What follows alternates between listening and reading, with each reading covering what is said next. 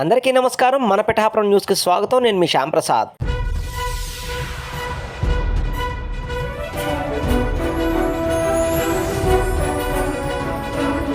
కాకినాడ జిల్లా పిఠాపురం మండలం దుర్గాడ గ్రామంలో ఆదివారం జై భీమ్రావు పార్టీ ఎమ్మెల్యే అభ్యర్థి పార్టీ శ్రేణులతో కలిసి తమ ఎన్నికల ప్రచారం నిర్వహించారు.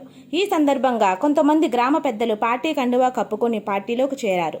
ఈ కార్యక్రమంలో ఆయన మాట్లాడుతూ స్థానికంగా ఉన్న సమస్యలు పరిష్కరించడానికి కృషి చేస్తానని తెలిపారు.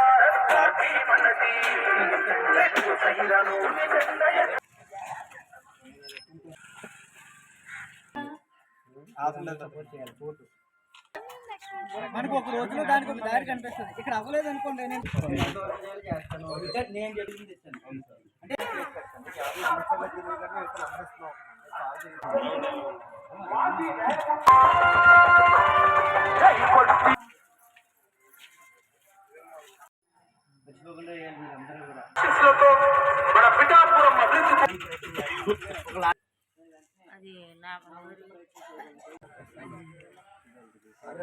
చెప్పింది సరేనా?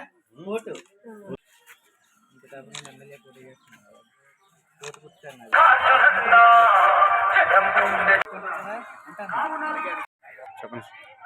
అందరికీ నమస్కారం.